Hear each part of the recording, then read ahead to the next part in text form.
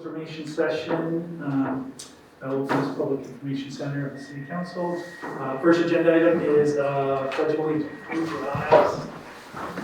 I pledge allegiance to the flag of the United States of America and to the republic for which it stands, one nation, under God, indivisible, with liberty and justice for all.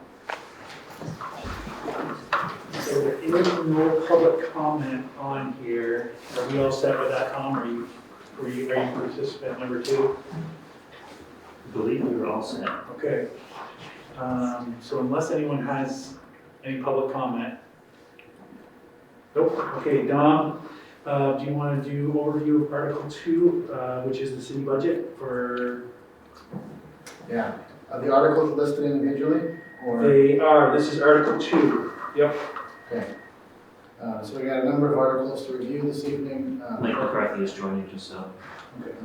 The purpose of this information session is to give voters one last chance to ask any questions before town meeting day. Article 2 is the city budget. It asks, shall the voters adopt the city council's proposed budget for FY23 totaling $10,051,420 with an estimated municipal tax rate of 0.9590 on the grand list. The base budget includes a 0.4% increase in the tax rate. In addition, there are 2 special articles which we'll talk about next, but the base budget is up 0.4%. Any questions? Any questions from the city council? Any questions from the public? I just want to reiterate and just say thanks again, Dom, for you and the city staff, along with the finance committee for holding that down. We know we've had quite a bit of inflation and costs that are going up, so it was impressive that you got that bit down to 0.4%. Mike, do you have anything you want to add? Nope. No, I would say that was well said. Have anything to add to about the city budget? No. No. Bob? No, I do not. Okay. No public comments. We'll go to Article number 3, the embedded crisis worker in P.E.G. Article 3 asks the voters to appropriate $100,000 in FY23 to fund an additional NCSS crisis worker, a crisis intervention specialist to work directly with the St. Albans Police Department. This was a recommendation from the Police Advisory Board. It adds about 2% to the base budget previously discussed. This puts us on the front lines of innovation for departments across the state. Builds on the existing program that we have. That one is funded with non-city dollars. This doubles the size of the program by putting city dollars in play. Thank you. I'm very supportive of this, and Dom, you know, it's kind of 3 and 4 are going to kind of go together with this question. But if this passes this year, is it kind of like just roll over year to year, or are we going to go in front of the voters every year to ask for the money to do this? Yeah, so that's a good question. Every budget has a 12-year life cycle. Our past practice has been when we create a new program or initiative to pull it out as a freestanding line item so that we can separate the sort of base budget or inflationary growth in government. What are we paying for you to keep doing what you're doing? And then what's the special article? Once that special article passes, it tends to get included in the base budget going forward. And this would be a crisis worker on top of the one that we already have from NCSS, is that correct? Correct. Yep. And we don't know what the schedule is going to be, if they're going to both be on day shift, or one's going to be on first shift, and one's going to be on second shift. Do we know that yet? We don't know that. You know, there's a number of sort of competing priorities there. You know, the base cost is around $85,000. We've added in $15,000 to pay for some overtime. Crises tend not to happen during business hours. But the professionals that are there to provide the oversight and support tend to work more traditional business hours. So I think we'll have to figure that out somewhat with our partner NCSS and the staff person that's ultimately hired. You know, but person that's in it now, Sam, has a base schedule, and then she flexes her schedule around to respond to the crises as they come up. And this is designed to mirror that general structure. And Chief, has Sam been super helpful in response and assisting you guys in responding to mental health crises? Take me sit there, sit next to me. You probably want to come up here if they want to hear you. First of all, yes, this has been a phenomenal program at the state level and at the P.E.G level, particularly talking about Sam, very beneficial. She's just completed her first full year roughly, and she's doing great. The program is doing great. She's responding to as many calls as she can, and what I mean by that is literally as many calls as she can. If we had more than her, which is what we're going for here, she responds more calls. She's in the cruiser as much as she can be. So this is expanding what we have. The goal is not to work the same hours as all, it's to work hours other than what she is currently working. Okay, and we don't ever see a mental health crisis worker going to a location by themselves if they're embedded in the PD, is that correct? So the way I envision this, the same way I've always envisioned this, is no, we do not send them on their own. The only time Sam may venture out on her own is if she's going to a follow-up call with somebody she's very familiar with. And we've vetted that person multiple times, and even that is very rare. Okay, thank you. Mike, any questions, comments? Nope. Marie? No, I think it's a great program and I'm all for it. Thank you. Bob? I also think it's a very excellent program, and I'm almost surprised that police departments and city councils and select boards haven't thought of this before, because it's just brings us right up into the 21st century, and with all the misplaced, in many cases, criticism of the police departments around the country, I think it's a great way to proceed, and so I'm 100% in favor of it. Thank you. Don, are there any other municipalities that have this feature embedded in their budget? I know some others have crisis workers, but it's usually some kind of grant. Yeah, I'm gonna handball that to the chief. My impression was there were several others considering it at the time that we were. I don't know if any have made it to the altar though, do? There are other PDs that have had this. So the Salem Police Department had, prior to Sam, they had another embedded crisis worker that was being funded by NCSS. So that was in place, but not at the city's dime per se. There are other departments across the state that have had, I mean, I'm talking maybe 2 or 3. I believe they're either funded by the city or partially funded at that time. I believe we would be the absolute first to have more than one. The ones that are currently being put out in the Vermont State Police world are being funded by the state police for the first time, and those are just getting underway now. But for the most part, there's just a couple of agencies that are on par with us, and we'll be the first with 2 that I know of. Perfect, thank you. Any public comment? Okay, article number 4, the Salem City Museum. Salem Museum, sorry, not Salem City. Thanks, Chief.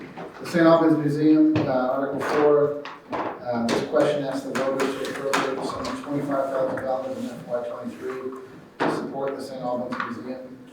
It mirrors an article down in St. Albans Town to also appropriate $25,000 to the museum, and there's matching philanthropic dollars that are being pledged as well. So this is a great example of leveraging your support. And it's I don't know how many folks have gone up there. We go up there, try to get up there a couple times every year. It's a great museum for a small community, so encourage folks to also vote for this. It's an asset we don't want to lose, and we need to properly fund it for it to survive. Mike, any questions, comments? Marie? Yeah, I'm good.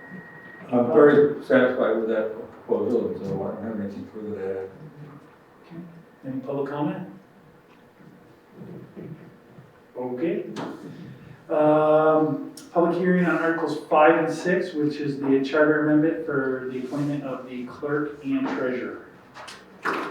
This article asks the voters to amend the city charter to change the city clerk position and the city treasurer position. Article 5 speaks to the clerk, Article 6 speaks to the treasurer, from an elected position to one appointed by the city council, effective July 1st, by amendment of the city charter. Voters will recall the primary driver of that was changing our recruitment pool from 2 square miles in the city to having the ability to cast a wider net. Once you do that, you need to have an appointed official instead of an elected official. Secondarily, then having the city clerk and the city treasurer, who can be one and the same person, appointed by the city council, allows the organization to be more vertically integrated, have the accountability for all flow up to the city council. These positions will continue to fulfill all the statutory functions of clerks and treasurers. The only thing that changes is the recruitment pool and the fact that they're appointed to the city council. Thank you, John. And as far as I know, I have not heard of any rumblings of anyone running, putting it on. Nor Writing King of P. I definitely want to spend just a second just to thank Curry for her service. She's done an excellent job really to transform that office. Sad to see her go, and thank you, Curry. Mike, any comments, questions? Yeah, I would say that Curry's been a really excellent partner on some of the voting reform work that we did at the legislative level, and just having a local elections official be able to offer some feedback and advice has been really valuable. And I think, she set the bar pretty high for the next clerk, and we are geared up to, if the voters approve this next week, to move the charter change through the legislature as quickly as possible. Bree? All I can say is when Curry took over that office, she hit the ground running, and she just was on top of everything, and if she wasn't, she looked for the answers, and very appreciative of the hard work that she's done, and wishing her well.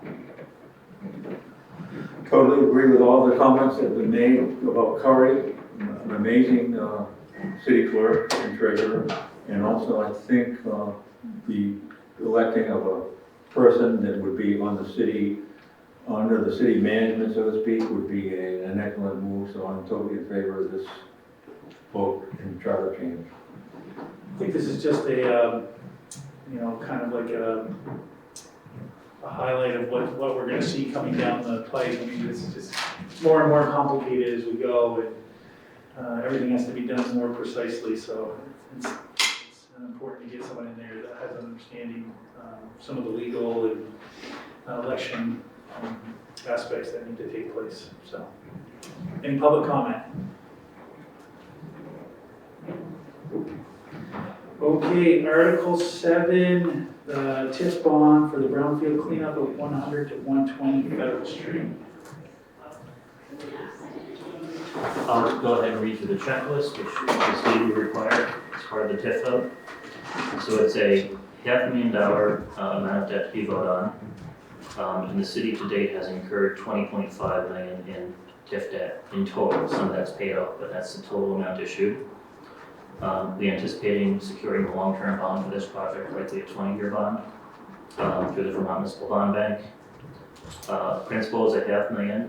The interest rate we're projecting at 3%. That's really conservative. I'm pretty close to issuing debt for the pool, and that would be 25-year cash at about 2.25. But we try to be conservative. So with the total at 3%, the total interest over the life of this bond would be $157.08. Yes, we have to provide that in the public setting. There are no anticipated fees when you go through the bond bank. That's the beauty. Any underwriting fees are absorbed by them. 20-year term. We estimate that as part of the project, there's $100,000 in related costs. That's all the soft costs as part of this. That's part of the $500,000. It's not in addition to the $500,000. So the annual debt expense, combined principal and interest, would be $33,608. This is a pure bond issuance. We're not planning on leaning on the water, wastewater funds or any other fund for this money. Interim financing. We are noting that we will secure up to the full amount in a short-term note. The bond bank goes to the market typically in July and then sometimes again in January. So we want to start, if this is approved, and we might need the short-term note. We only borrow if we need it, but we were asking for the full $500,000 as part of this, noting that we may need that full amount. And we're estimating if we do tap into that, it would be at about a 1.65% annual interest rate. The improvements are related to land acquisition, cleaning up the brownfield, doing some utility improvements, site work, professional services, and related costs, activities.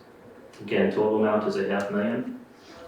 The anticipated development or redevelopment is the commercial development of the lot. Our TIF financial plan, which has been approved by VETC, the agency overseeing us, has $800,000 in tax increment from this project, $800,000 increase in the value of the property. The project and those numbers have been vetted by their independent economist who works for the state. And then there is a notice we have to say regarding insufficient increment. And the long and short of that is the voters are notified that if the project does not have sufficient increment to pay for the debt, that it is in the end a general fund obligation. So the voters will be on the hook for any shortfall there. We don't anticipate that to be the case. Our regulators don't anticipate that will be the case, but we have to provide that notice. So for, I think, the third time now, we're doing that. Thank you. It's quite a turnaround for that section of the city. It wasn't too long ago that was a scrap yard, so it's nice seeing it being used, something besides being an eyesore. Dom, how many more elections do we have, and how much longer do we have with the TIF? At least 2, November and March, and there's language in one of the housing bills that would give us an extension. I haven't dove into it more to see how much longer the extension would be, but Mike, you don't recall, do you, off the top of your head? No. I think it's 2 years. Yeah, okay. So, I mean, I don't want to count that check until it's hatched because the TIF, as you know, is the most transformational tool out there. So for now, we're planning on using the next 2 opportunities, one in November and one in March, to complete some of the projects that have been outlined in the plan. Is that extension because of COVID? Primarily because of COVID. COVID and all the secondary and tertiary effects of it. Mike, any comments, questions? Marie? Nothing for me. Bob? Nothing for me either. Anyone from the public? Questions, comments? All right. I think that's it. We're good? I don't think we need we don't need to have a quorum, so we can need a motion to adjourn. Quorum. We have a quorum? Oh, yes, we have Mike. Yeah. So, okay, so we have a motion to adjourn. I'll make a motion. So Marie made the motion, Bob seconded. Any other comments before we adjourn, Mike? Nope. All those in favor, signify by saying aye. Aye. Thumbs up. Aye. Aye. And there's no nays. So thank you, everyone.